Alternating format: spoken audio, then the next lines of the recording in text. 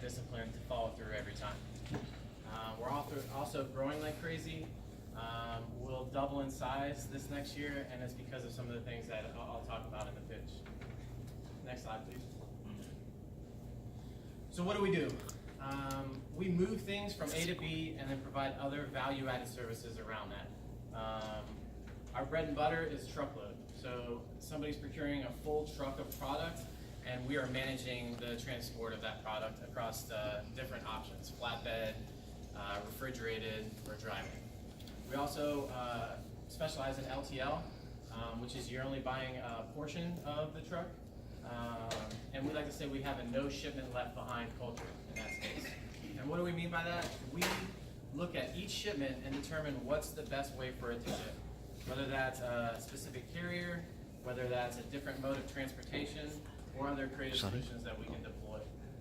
We also work a lot in the multimodal space where a client will come to us and say, hey, I need these 200 shipments delivered on Thursday, and then we just provide one rate and then execute. Next slide, please.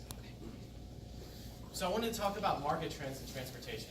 If anybody purchases transportation, they've noticed the skyrocketing cost here in the last couple of years, and then lack of capacity.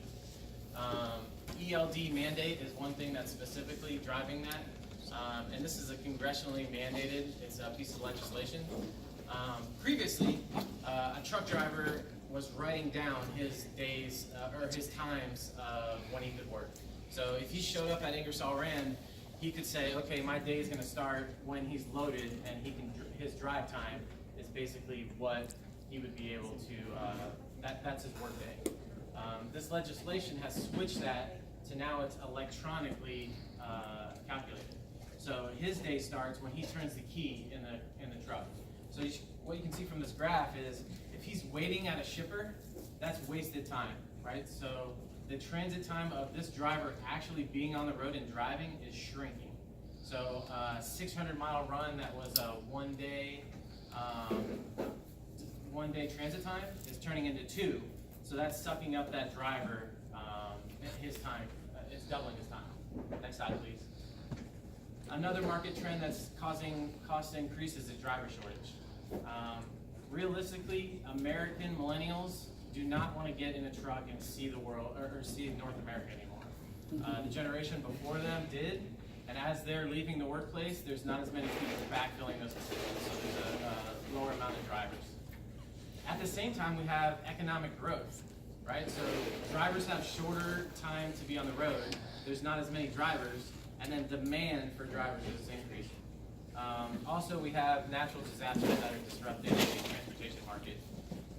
We're one of the 5 carriers that FEMA reaches out to when disaster strikes, which is a very interesting example of supply and demand, because we were taking 100 trucks out of the market and providing FEMA with those trucks, so they're delivering disaster relief. And then we saw on the other side where it would affect clients like Ingersol Rand and other clients, because those trucks that were typically positioned to move their product were now taken off of the board, if you will. Next slide, please.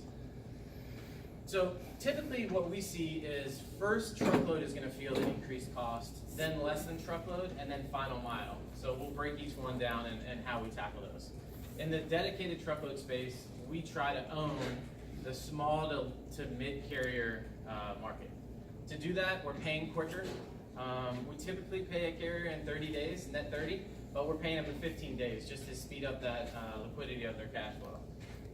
Visibility opportunities. We're actually going to the carriers as opposed to them coming to us and saying, hey, I can handle this shipment for you guys. We're actively going to them wherever we can to provide them opportunity. We're dedicating resources to Book Now technology, where we can send out carriers a list of here's the 1,000 loads that we're working on, and if they're within a tolerance, they can just book it now, and then it quickly moves forward. It's a more efficient process. We're also adding a diversified staff, right? So with not as much American drivers getting on the road, we see a lot of immigrants coming in and filling those jobs. So diverse staff and languages is a huge, huge thing for us. So if we're not hiring a veteran, we're actively recruiting somebody that has multiple languages, because then they can speak to the drivers in their native tongue and kind of break down some of those barriers and communicate clearly. Also, we have real-time GPS tracking, whereas before we'd be like talking to our drivers, hey, where you at, hey, where you at, hey, where you at. Now we have GPS technology where we can actually see where the truck is on the map, and then we can provide that visibility to our customers. Next slide, please. So diving a little deeper into the mid and small carrier relationships, in the marketplace, this is really what we're seeing. The larger carriers, you can see from their earnings, they're all publicly traded. They're riding a high of these skyrocketing rates. So a lot of the larger carriers they're not adding a lot of capacity. They're taking the market for what it's bearing, and their profits are going through the roof. Where we see a lot of capacity is in the mid to small carriers, 100 trucks and below. And we're really owning that market because that's where we provide the most value.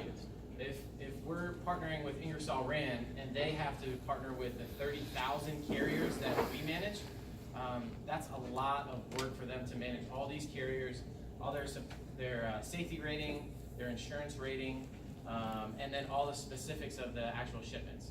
So what we do is we're the one point that we can manage all these carriers and add all that capacity to Fortune 500 companies' networks. Next slide, please. In the LTL space, so truckload LTL is going to feel the cost next. We have a strategic partnership with LSC. They're a 150-year-old company that's been printing newspaper inserts, mail, the phone book when it was still around. And so they have this mature network that they're, out of these 7 facilities, they're delivering to every metropolitan market 3 times a week. So they have trucks that have to go because they have to deliver into the mail to get into newspapers or into people's houses. So this network is a mature network, and we have the ability to backfill those trucks. So these trucks are already going, and if we can backfill those trucks with our client's product, they can provide a very deep discount because the trucks are already going. It's just an added bonus that they can fill it up. So that's one area we've been able to get creative and really drive savings for our clients. Next slide, please. So dedicated, LTL, and then final mile. Final mile with Amazon, everybody feels it. They want to order it and have it at their door the next day. So what we're seeing in the marketplace is a lot of DCs are getting positioned. So it's only 200 to 300 miles runs. So that final mile segment is really growing.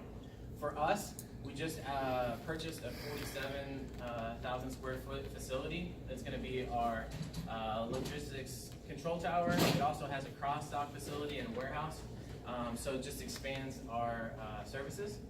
And then we also have a network of various size equipment that we can go out to and procure a truck that's right in the specific area that your truck or that your product needs to get moved.